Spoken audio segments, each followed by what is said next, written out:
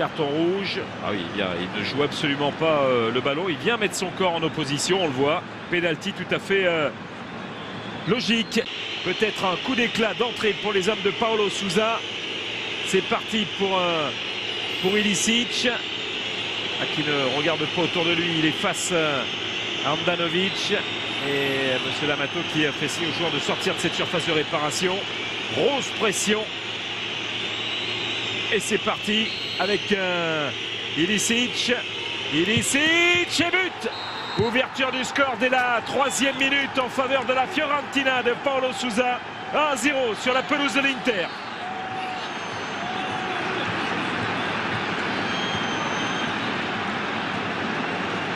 Quel moment compliqué. Et voilà, il était parti côté gauche. Il était bien parti. Vecino, Ilicic. À droite, Błaszczykowski préfère repiquer sur son pied gauche. Ilicic, il va vouloir frapper. C'était cadré, l'envolée, le but. Il y est le but. Et ça fait 2-0. Oh, le moment terrible. Alors à qui on va l'accorder ce but? Est-ce qu'on va l'accorder à Ilicic s'il était rentré, ou est-ce que c'est Samir Handanovic en le touchant qui va le mettre dans son propre camp? Regardez, Ilicic, la frappe, elle est superbe. Le ballon qui flotte dans les airs. Et il a touché Kalinic. C'est Kalinic, le ballon n'avait pas franchi la ligne avant. Et il n'y avait pas de position de hors-jeu au départ, il avait bien suivi. Et ça fait 2-0 après 18 minutes de jeu dans cette première période. Et pourtant la parade était belle, il n'a pas le temps de se relever. Kalinic n'a plus qu'à glisser ce ballon. Alors que Telles et Perisic sont dans les couloirs. Gênés apparemment par ses montées et ses accélérations avec un grand pont d'Alonso, le centre d'Alonso et le 3-0 de Nikola Kalinic. Et ben on l'a dit, gêné dans les côtés une nouvelle fois. C'est prouvé sur ce rush emmené par Marco Alonso l'Espagnol. Le Croate Nikola Kalinic s'offre un doublé, son premier en Serie A. Ça fait 3-0 chez l'ancien leader, parce qu'à l'heure où nous parlons, c'est bien la Fiorentina qui revient à égalité de points, mais avec une meilleure différence de but face à l'Inter. Ça fait 3-0.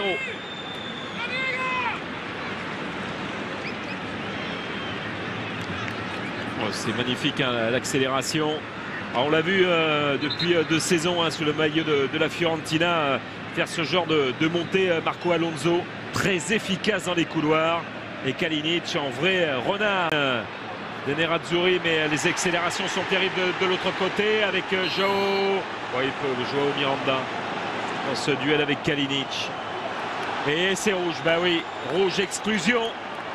Rien ne marche à un quart d'heure de la fin de cette première période. 3 buts encaissés, un penalty pour commencer et un rouge en tant que dernier défenseur pour le Brésilien Joao Miranda qui est allé déstabiliser Nikola Kalinic, battu à la course, on va le revoir, la grosse accélération, et oui, et là la main droite, la main gauche, c'est logique pour Joao Miranda.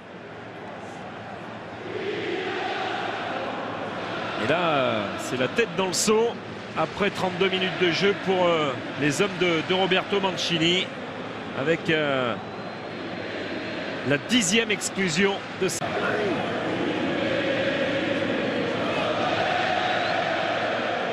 Telles pour mettre ce ballon dans la surface de la Fiorentina. Icardi le poteau, Icardi et but. Et ben voilà, sur un coup de pied arrêté, la donne peut changer et l'Inter peut se relancer. Qui sait, 3-1 à l'heure de jeu sur ce coup franc de Telles. Mauro Icardi, 2e but de la saison pour son 50e match sous le maillot de l'Inter. Ça fait 3-1. Il a profité du poteau, de l'erreur de Roncaglia. Et voilà au moins qui doit apporter du baume au cœur. Et Perisic sort, remplacé par Jonathan Biabiani. Voilà le but du capitaine Mauro Icardi qui est allé très très haut dans les airs. Devancer tout le monde et Roncaglia n'a rien pu faire. D'ailleurs sur Badei hein, dans son dos.